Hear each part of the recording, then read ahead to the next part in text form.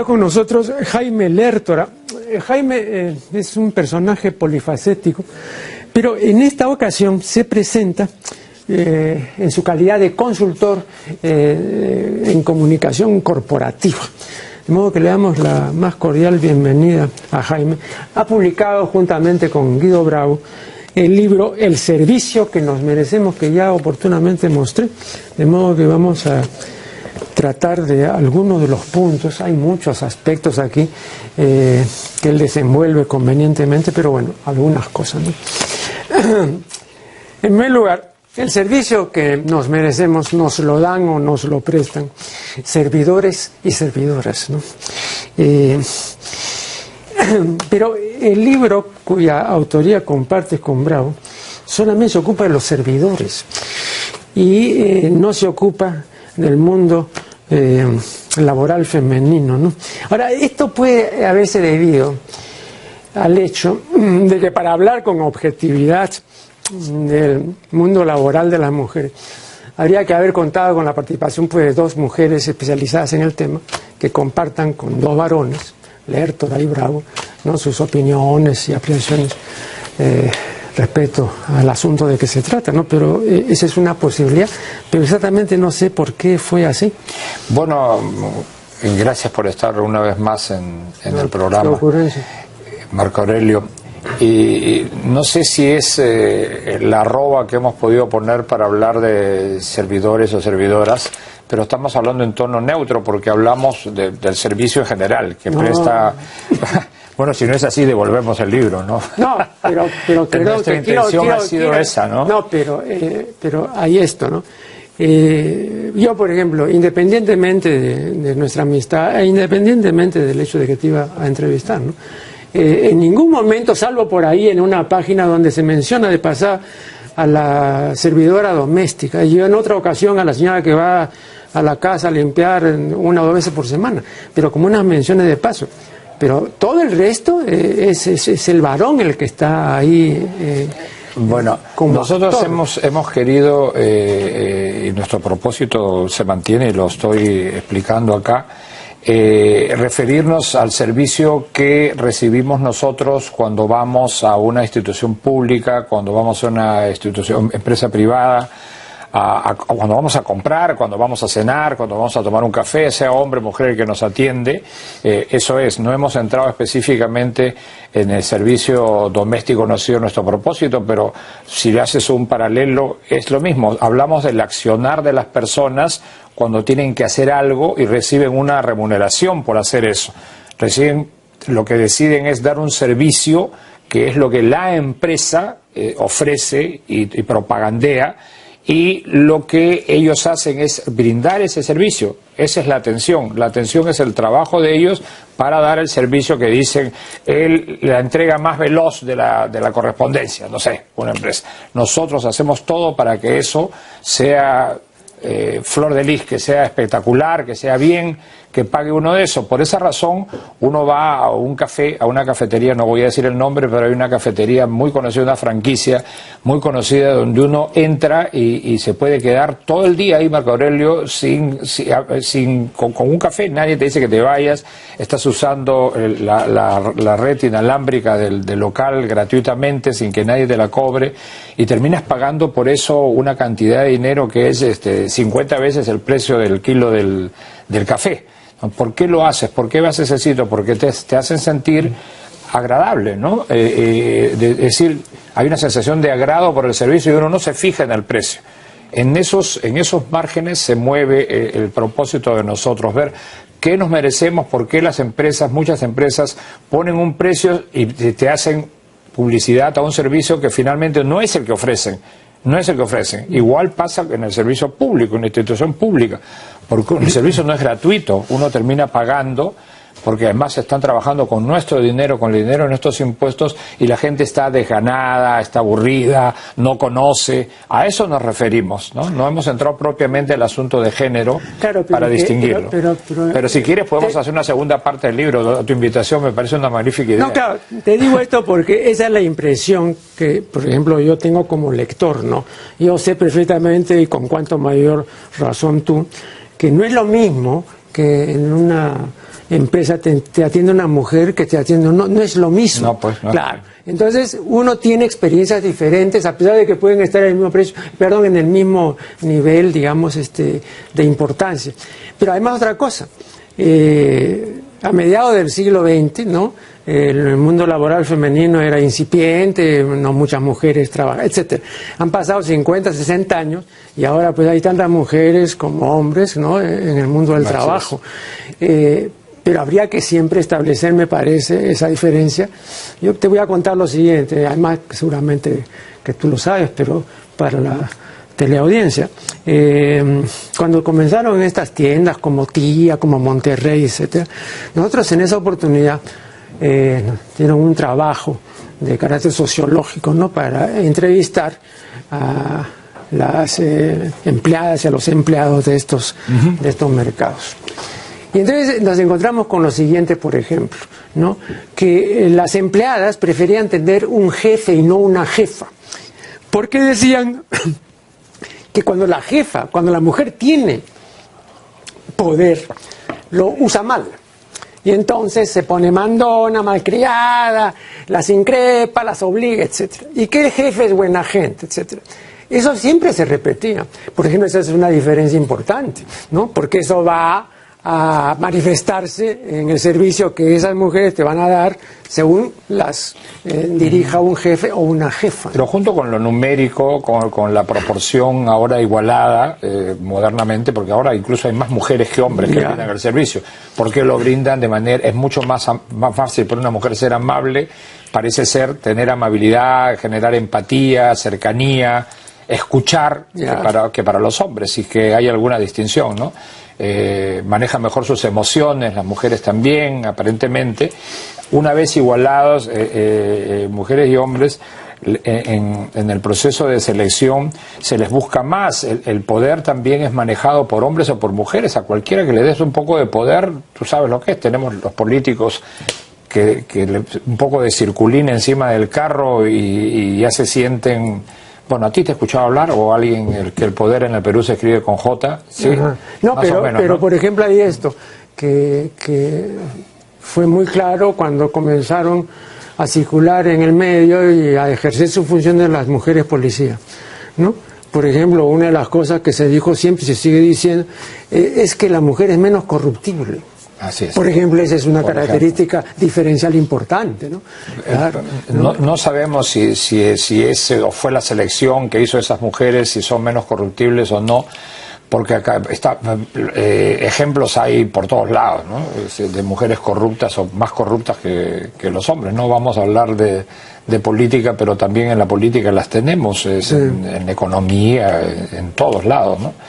No, pero bueno, puede haber una distinción, es cierto, puede haber una distinción. Pero se refería al hecho siguiente, y esto sí es estadístico, ¿no?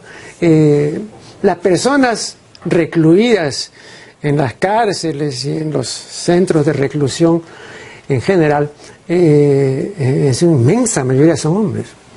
Entonces las mujeres presas... Pero puede ser que las mujeres lo hagan mejor y no sean atrapables. No, bueno... De repente son más inteligentes para eso.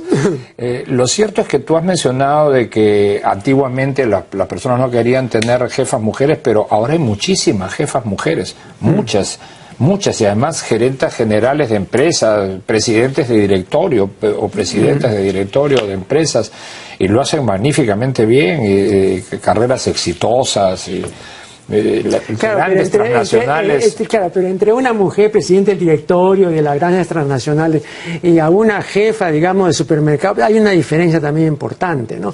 O sea, es una cuestión también de estatus, ¿no? Bueno, no se pueden comparar. Serán pocas, pero hay una Angela Merkel ahora en el mundo, claro, ha habido una Thatcher en el mundo. Bueno, no sé si los géneros empiezan a no diferenciarse. Bueno,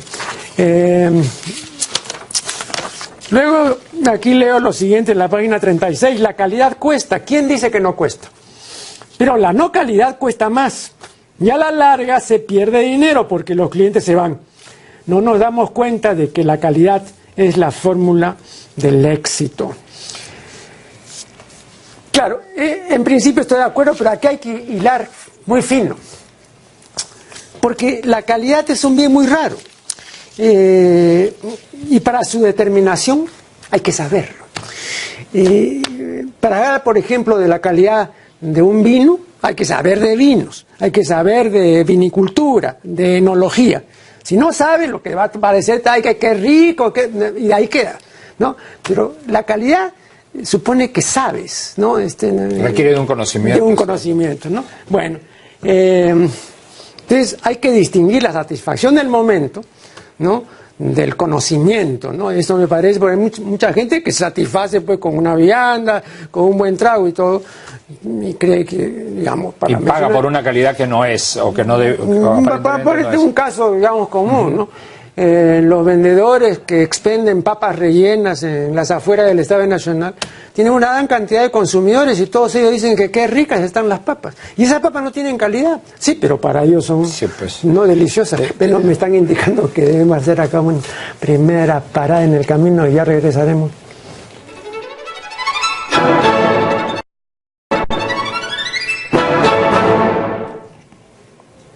A la cita correspondiente a la calidad que leí en el segmento anterior, debo añadir esto otro que dice Bravo en la página 79. Dice: la mediocridad está metida en todas partes, incluso en los consumidores. Nos conformamos con poco, aceptamos trabajos mal hechos. ¿Cuáles son tus comentarios? Sí, voy a partir de eso último, porque me quiero acordar de mi experiencia familiar. Cuando mandaba a mis primas arreglar su ropa para el viernes o el sábado, que era la fiesta, y la costurera se comprometía en hacer algo y regresaban molestas siempre mis primas con la ropa, porque se la habían prácticamente arranchado de la mano a la costurera, que no había seguido ni las indicaciones ni había cumplido con el plazo. Entonces escuchaba yo esa frase que es muy común, o era muy común: déjelo así nomás.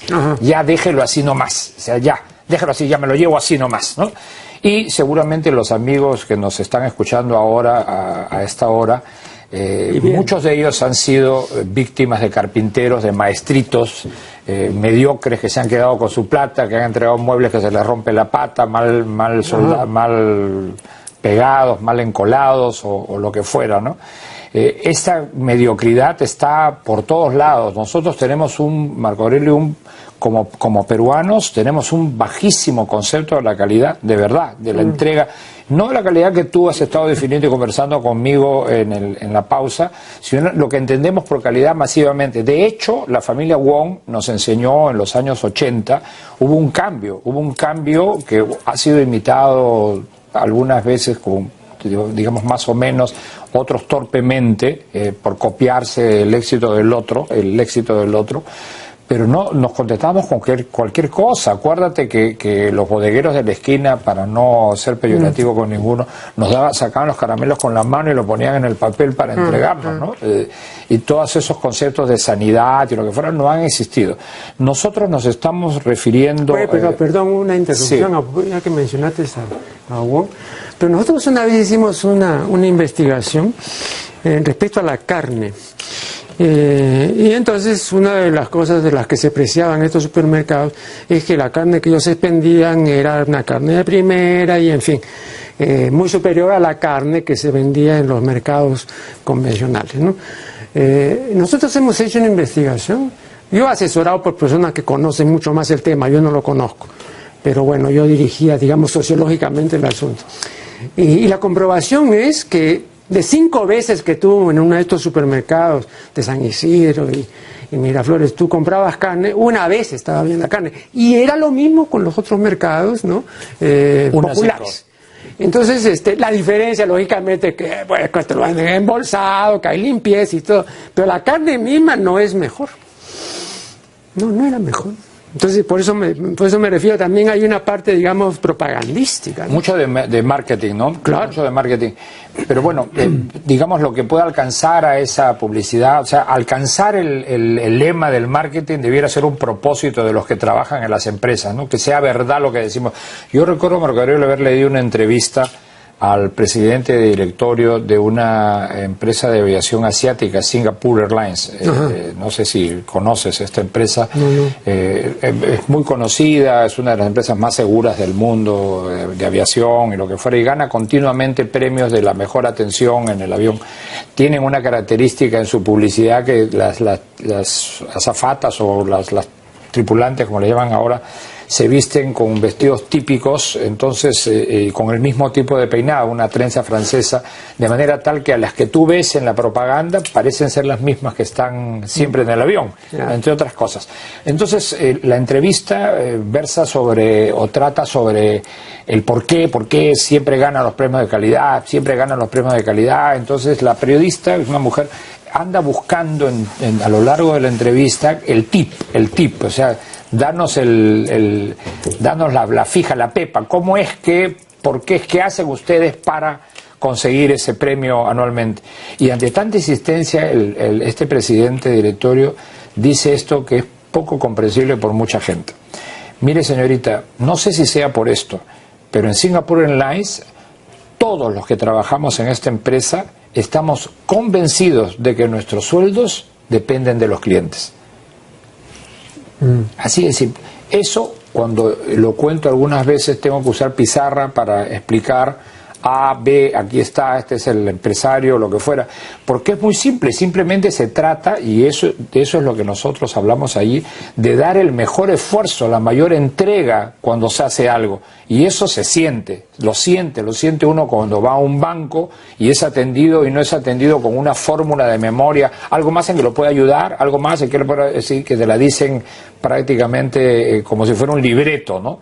Es decir, la gente tiene que diferenciar lo que es actuar, que es mentir, pues un actor es un mentiroso profesional, de realmente servir, hacerlo vocacionalmente, porque la persona que viene me interesa, y no porque es un número. Yo recuerdo, hace algún tiempo, haber visto un programa de Oppenheimer dedicado a Singapur, y él destacaba, entre otros logros, el nivel altísimo de educación. O sea, tienen unos niveles de educación que ni siquiera en los Estados Unidos. Y ahí, cuando hablaba de los estudiantes que entran a las 8 y se van a las 8, o sea, no tienen, pero bueno. Entonces, la preparación y la infraestructura educativa, etcétera, son pues una explicación de los resultados, ¿no? Que lógicamente ni soñamos, ¿no? Ahora estamos en otro mundo. Bueno, pero son países que tienen ¿cuántos años de esta modernidad, entre comillas? 40 años, no tienen más. Así es. 30, 40 años. Nosotros vamos a cumplir no sé cuántos. A lo mejor no tocamos el tema por ahí. Churchill decía, complacerme es muy sencillo, me contento con lo mejor. Y eso es lo que debemos de buscar todos, que lo que nos den, lo que nos dé el otro, sea lo mejor que él puede dar. Un profesor de colegio, cuando lo saludábamos, a veces nos decía, ¿qué me das con la mano? No me das nada. No me das nada, ¿no? Porque no sentía el saludo verdadero, sino ese saludo de memoria, de mecánico, ¿no? Rutinario y mecánico. Pedir a los colaboradores que atiendan por igual a todos los clientes es ya de por sí una exigencia condenada al fracaso, pues no existen dos seres humanos iguales. Cada cliente es único y la actividad del colaborador se despliega en el terreno en el momento en que atiende. Pero el cliente diferenciado, el cliente exigente, no es la regla. La regla es el cliente que se satisface con el cumplimiento de ciertas condiciones básicas, ¿no? Pero no puede exigir tampoco más, porque para exigir más hay que saber. Y si uno no sabe, no puede exigir más, pues, ¿no? Y el cliente, término medio, no sabe, o sabe poco. Entonces, exige lo menos que se puede exigir, ¿no? Pero tampoco va más allá. Entonces, yo no creo que todos los clientes pero igual son distintos, igual pueden ser tratados, deberían ser tratados diferentes. Pero acá hay un tipo de cliente en el Perú muy complaciente, ¿no? Un cliente que sabe y que sabe dónde, como decían los romanos, dónde le aprieta el zapato. Aquí no es la regla. Digamos que sigue el déjelo así nomás, ya que importa. Claro, por eso. Te manchan el terno y ya que importa. Por eso. Yo no digo que esté bien, lo que digo es que esa es lo que se da. Claro. Es lo que se da. Bueno, el libro busca eso, busca que el empresario despierte, porque en este mundo globalizado no es un secreto, Marco Aurelio, que ahora pueden llegar hasta compañías de taxi del extranjero ahorita a instalarse acá, instalarse franquicias de cualquier tipo para cualquier servicio, ¿no? Ya hay muchos países en el mundo que el servicio público lo tienen también tercerizado. Australia es un ejemplo de ellos. Los municipios, los trámites de partidas de nacimiento, de lo que fuera, son brindados por privados. No, y también las cárceles, ¿no? Las cárceles. En Sao Paulo la policía de tránsito es privada, también es una empresa privada, y ahí no hay... Yo le oí decir hace algún tiempo a Pérez Guadalupe, a quien he entrevistado más de una vez, que estaban gestionando, ¿no?, estas concesiones, sí, pero a privados. Sí. Claro, porque el Estado no puede manejar eso. No se puede, pues no es inmanejable, ¿no? Inmanejable, ¿no? Bueno, hablar del servicio público es ya otro tema, ¿no? Claro. Aquí lo estamos tratando para que si quieren leerlo se encuentren allí, pero el servicio público ya uno encuentra un servidor público, digamos, entregado vocacionalmente, pero con lupa, ¿no? Bueno, esta ley Servir que se viene aplicando ya en 3 gobiernos está consiguiendo empezar a modificar nuevamente lo que se destrozó hace unos años, y no vamos a hablar de qué gobierno lo hizo, pero destrozaron el servicio público que había. Acá había un Instituto Nacional de Administración Pública, una escuela. Mi padre ha sido jefe de ese instituto y ha sido un forjador de la administración pública, digamos, formal, estudiada, con entrega, para que se haya vilipendiado, destrozado, y ahora está en reconstrucción. Creo que son muy pocas las instituciones públicas que son aplaudidas, que dicen que bien, me han atendido correctamente, ¿no? Sí. Es flor de un día de pronto. No, así es. Creo que una persona también que está trabajando ya hace mucho tiempo en ese rubro, y a quien yo hace también muchos años entrevisté, es Beatriz Bossa. Sí, bueno, ella ha sido la pionera de esta retoma de premiar las prácticas públicas, de conseguir destacarlas, ponerlas en vitrina, que haya un interés por los demás en el servicio público. Ahora también es por antecedentes, ¿no? Pero yo recuerdo cuando ella dirigía Promperu, le decían que era workaholic, o sea, era una fanática ¿no? Y a mí me consta, porque una prima mía trabajaba ahí, que las hacía levantar a las 4 de la mañana para hacer una serie de investigaciones y hacer viajes, es decir, era la locura, ¿no? A 100 kilómetros por hora, ¿no? Bueno, en un país como el nuestro, que hay tanto por hacer, dormir es un acto criminal, la verdad. Deberíamos estar despiertos todos, ¿no? Así es, una nueva interrupción y ya regresaremos.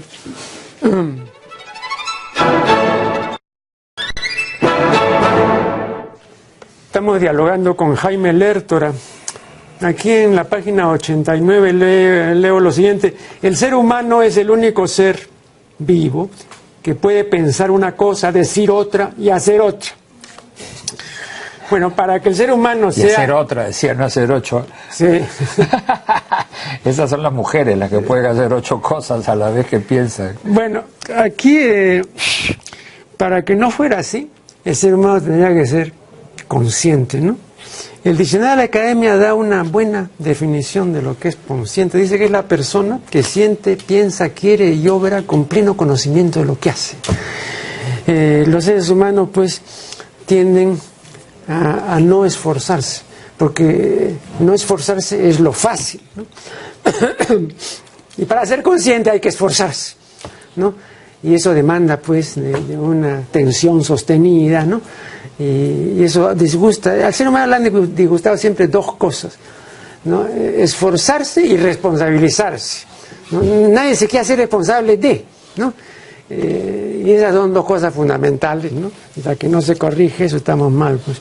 Más el hombre que la mujer en ese caso todavía, ¿no? Claro. El caso típico de las parejas, que las mujeres son las que se hacen cargo del hijo y el hombre desaparece, ¿no? Pero aquí sí no creo que haya ninguna receta, porque para que la persona sea consciente, ¿no? Ella tiene primero que tomar conciencia de lo que los marxistas llaman, pues, la enajenación, ¿no? Esta persona enajenada, entonces no es ella misma, sino es poseída, está tomada por algo. Claro, o por un modelo de vida, o por una forma de ser que no es lo propio, ¿no? Entonces, el asunto es considerable, ¿no? ¿Cuáles son tus comentarios? Sí, pues yo concuerdo contigo que no hay una receta, lo ponemos para llamar la atención de eso y saber con quién estamos tratando, porque muchas veces las personas que contratan a personal lo contratan porque pasan 2, 3, 4 test, que además muchos de los chicos se los aprenden de memoria, aprenden a hacer la figurita sin el piso, lo que fuera, y entonces entran. Entonces las personas que los contratan, los jefes que trabajan con ellos, creen que pueden exigirles porque les han dicho que son personas conscientes, que son personas responsables, que son personas eficientes, y resulta que no son ni conscientes, ni responsables, ni eficientes, porque no se puede ser eso todo el tiempo, ¿no? Se es en un instante, como tú bien señalas, por una máxima concentración, en estricto sentido, ¿no? Pero estamos hablando de un promedio que tiene que ver, creo que con una palabra que lo define bastante mejor, que es la vocación. La vocación, el servicio es vocacional, Marco Aurelio. Estoy convencido de eso, que hay gente que el servicio lo tiene, es inherente a él, le gusta darse a los demás. Pero ahí, ¿no?, tú introduces una dificultad. Y la dificultad es la siguiente. La vocación no es un acto volitivo. O sea, vocación es la llamada de. No sientes, digamos, que tú eres convocado para tal cosa o tal otra. Pero voluntad, llamemos entonces. Pero no te dice, bueno, sí, yo voy a hacer esto porque quiero. Nací para eso, sí. No. Si no tengo yo los dones, si no tengo yo los dedos para organizar, no me sirve para nada. No te sirve. Sí, pues. Entonces, también no son todos los que se propongan, sino los llamados, ¿no? Pero hay gente dada a darse a los demás, a entregarse a los demás, y esa es la gente que debería estar prestando los servicios, dando la atención, ¿no? Esa gente que en su época organizaban clubes de responsabilidad como los Rotarios, los Leones, los Boy Scouts, que ahora los cuentas con los dedos de un mocho, ¿no? Porque no los hay. Pero una época, en los años 50, 60, 70, hubo muchísimo de eso, mucho de dedicación a lo incluso en el Perú han habido estos programas de cooperación popular del arquitecto Belaunde. Yo he participado en ellos, los veranos los estudiantes universitarios nos íbamos a convivir en las comunidades, a conocer eso, ¿no? En vez de estar en la playa o vergeleando aquí en Lima, ¿no? Y eso despertaba en muchos de nosotros este interés por el otro, estas ganas de darse sin pedir nada a cambio. Creo que seleccionar a personas así o encontrar a personas así ayudaría mucho a las empresas, en vez de estar preocupando si dominan idiomas, si tienen algunas de las llamadas habilidades duras, ¿no? Si conocen de técnicas, de procedimientos. Es mejor saber que son personas que tienen facilidad de relacionarse, de ser, digamos, más amables, más simpáticas, más empáticas, o como queramos llamarlo, ¿no? Aquí en la página 109 veo 15 recomendaciones para todas las personas que trabajan. Ahora, estas 15 recomendaciones despiertan en mí una reacción ambivalente, ¿no? Porque claro, por una parte las considero atendibles, plausibles, me parecen bien, pero por otra parte me parece muy poco realista esperar que una sola persona cumpla las 15, ¿no? Eso sí me parece fue la realidad, ¿no? Y si pudiera cumplir 5, ya sería bastante. O con una que cumpla. Estoy seguro, pero tú has puesto, estoy seguro, pero yo ustedes pongo han puesto 15. Yo pongo 15, no, pero no me retracto, ponemos 15, digamos, ojalá las cumplieran las 15, pero que escojan 1, 2 o 3 y se den cuenta lo que queremos. Ahí no dice eso, pero no dice que cumpla, que tengas que, son recomendaciones. Pero tampoco dice lo otro, con tal de que bueno, no estoy defendiendo eso, pero tampoco no pongas que tienen que cumplir las 15 si es utópico, ¿no? Digamos, son 15 recomendaciones, así como te dan 15 recomendaciones para conservar el planeta, no desperdicies el agua, no hagas esta otra cosa, basta que con una que hagas. Hay, por ejemplo, recomendaciones que en principio son aparentemente fáciles y son muy plausibles, pero son de muy difícil consecución. Por ejemplo, la 5ª recomendación establece: di solo lo necesario. Bueno, para cumplir esto habría que eliminar la dimensión expresiva del lenguaje. ¿no? Porque uno a veces no dice lo necesario y lo innecesario que agrega es emotivo. Porque para decir lo necesario tienes que reducir el lenguaje a su raíz puramente conceptual, ¿no? Ideativa. Y no agregar nada que parasite, ningún matiz sentimental ni emotivo, porque entonces ya estás manifestando algo distinto o lo estás agregando, ¿no? Llamamos ahí con esa recomendación, Marco Aurelio, a que se hable lo necesario, que se hable menos, combatimos la capacidad verborrágica, la capacidad de hablar, de explicar lo que fuera, de ir más allá de lo que te están pidiendo sin que te lo pidan, ¿no? Para dar, sobre todo cuando se dan explicaciones. No, lo que pasa es que fíjese usted, lo que ha sucedido es que nada, pero ¿hay o no hay? ¿Hay o no hay? ¿Hay arroz? ¿No hay arroz? ¿Qué pasó? ¿Cuándo llega? Es decir, a eso nos estamos refiriendo, a ser puntuales, a ser precisos. Fíjate, el biógrafo de Hitler, Alan Bullock, dice que Hitler tenía una máxima conductual muy buena, y que dice así: decir únicamente lo que debe decirse y en el momento en que debe decirse y solamente a quien debe decirse. Bueno, el cumplimiento de esto es muy difícil. Esto yo hasta lo diría pues que es imposible, porque esta es una cronometración de los acontecimientos y de las acciones. Entonces tienes que tener una sensibilidad especial para saber en qué momento debe decir a este y no a este, etcétera, ¿no? Y lo preciso, ¿no? Y lo preciso, ¿no? Mira, no sé si viene el caso, pero un sacerdote del colegio agustino en el que estudié, nos divertíamos mucho cuando nosotros, estando en primero y media, jugábamos a buscarle la boca, porque era un cura franquista que tenía unas salidas espectaculares, una serie de dichos y proverbios. Le pedíamos para hacer tal cosa, queríamos ir a tal patio y ya sabíamos lo que nos iba a decir. No, contestaba. ¿Por qué, padre, nosotros? Y él, ya sabiendo, ¿y por qué, padre? Por 14 razones, decía. La primera, porque no me da la gana.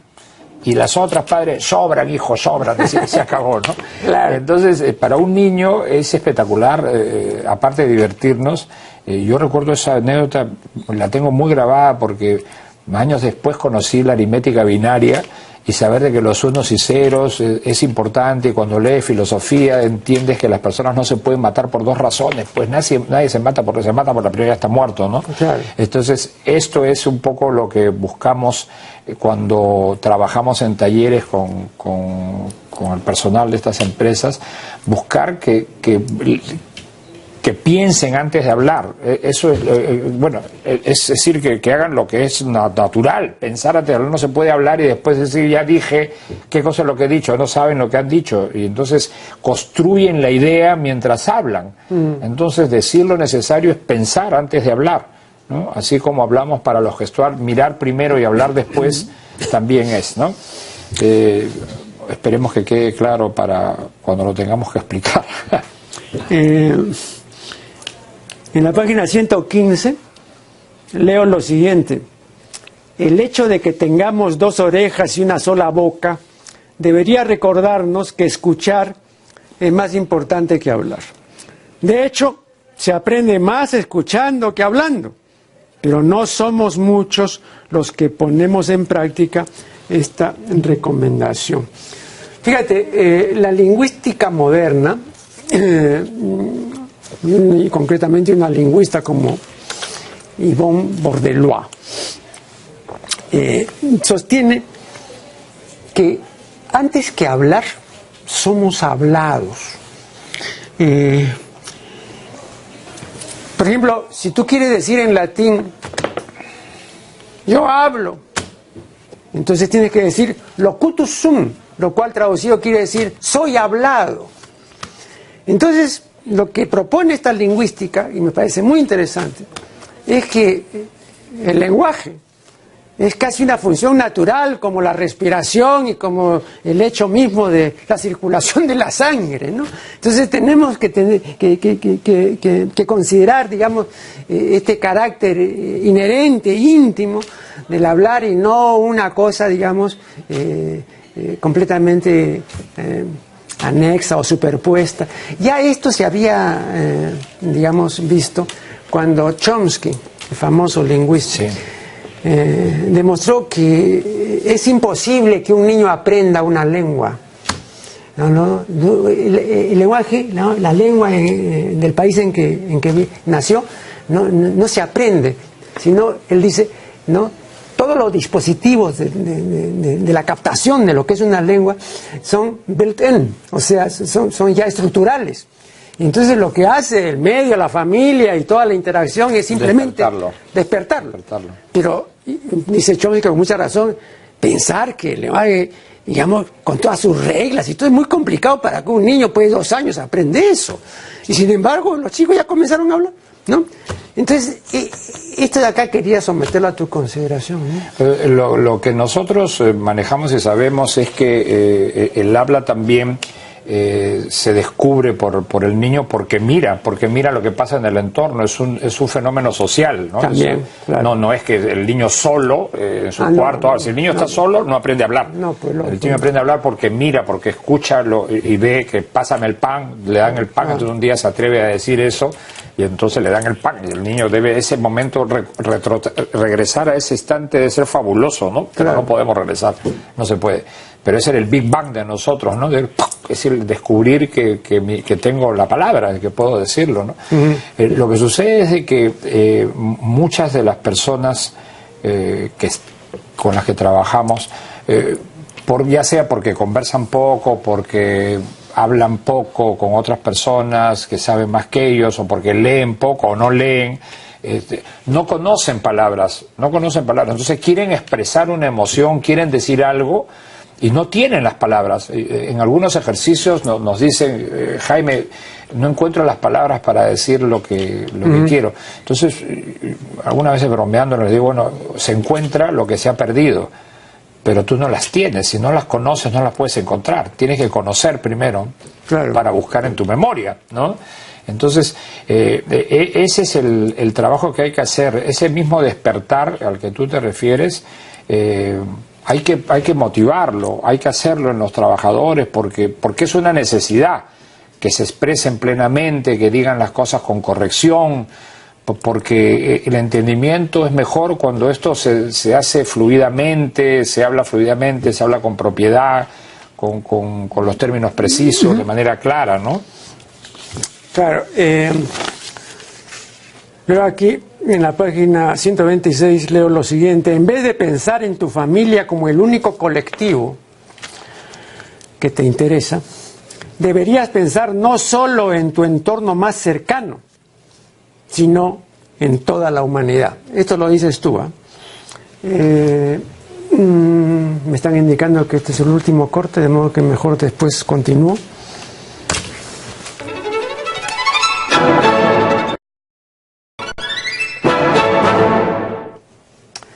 Bueno, aquí en la página 126, repito, leemos lo siguiente: en vez de pensar en tu familia como el único colectivo que te interesa, deberías pensar no solo en tu entorno más cercano, sino en toda la humanidad. Eso lo digo yo. Claro, pero quisiera que amplíes esto porque sí, me parece muy discutible.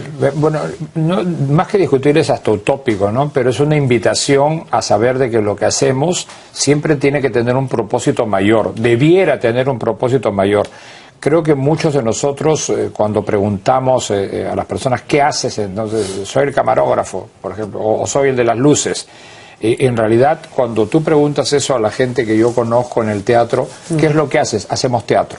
Y hace teatro el boletero, hace teatro la vestuarista, hace teatro el actor, hace teatro el director.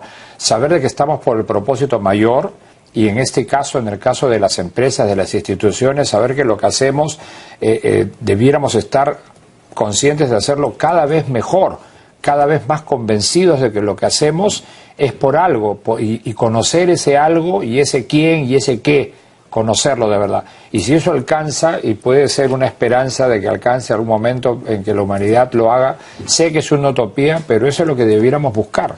Bueno, pero fíjate, y vamos a tomar aquí la palabra amor en un sentido muy amplio, ¿no? Como la consideración, el respeto, la estimación por el otro. Ajá. Bueno, en ese sentido, y también así lo entendía el discípulo y biógrafo de Freud, Ernest Jones. ¿Y qué dice Jones? Dice, una persona que odie a todo el mundo no puede ser normal. Pero una persona que ame a todo el mundo tampoco puede ser normal. ¿Por qué? Porque el amor, entendido en este sentido amplio que acabo de mencionar, porque el amor es jerárquico. Entonces uno ama a algunas personas y muchas veces a una sola persona. Pero nuestra capacidad de amar no puede extenderse a todas las personas, ¿no? Ortega decía, con una expresión feliz, decía, el amor es el gran arquitecto de las jerarquías y el gran constructor de las distancias, ¿no? Entonces yo amo al que está aquí, lo amo más, al que está ahí menos, etcétera. También mucho depende de la geografía. Cuando la persona está con nosotros, la vemos, la tocamos, es más fácil, pero si está en la cochinchina es más difícil, etc. Entonces hay una serie de consideraciones que dificultan esta ampliación, por más que sea pues un buen propósito o una utopía. Pero de hecho nuestro caudal sentimental no da para tanto, ¿no?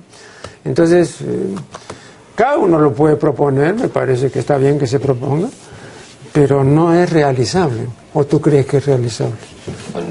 La esperanza es lo último que se pierde. Mientras haya esperanza hay vida.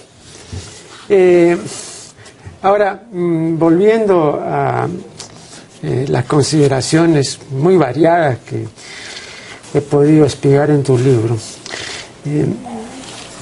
a veces se dice, hablando de otros países, ¿no?, que tal país tiene aquí los mejores servicios, tal otro tiene aquí, en este caso, la mejor atención, tal otro se caracteriza por esto que nosotros no tenemos, etc.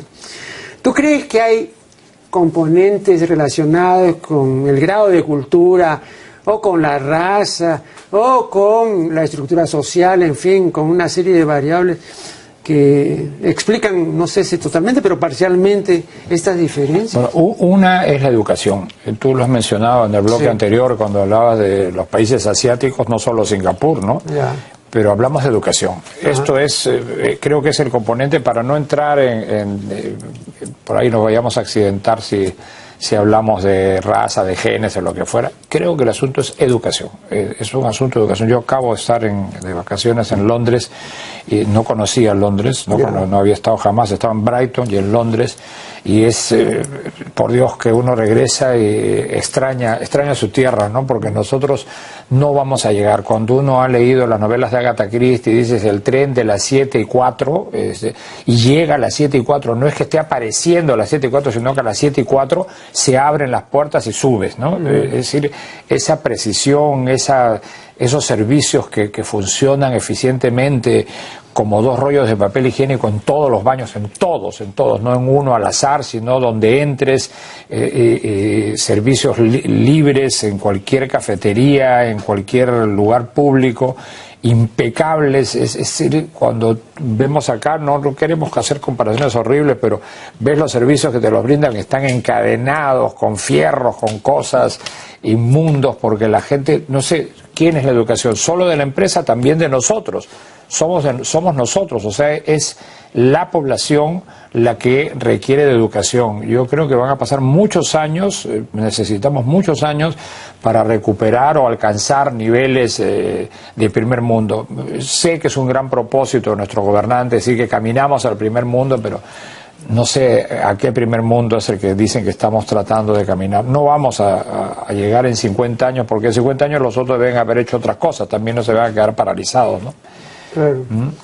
Yo recuerdo que durante el ochenio de Odrí, uno de los prohombres del ochenio era pues don Julio de la Piedra, el señor de Pomalca. Sí, claro. Y a veces iba don Julio de la Piedra a conversar con Juan Mejía Vaca en la librería.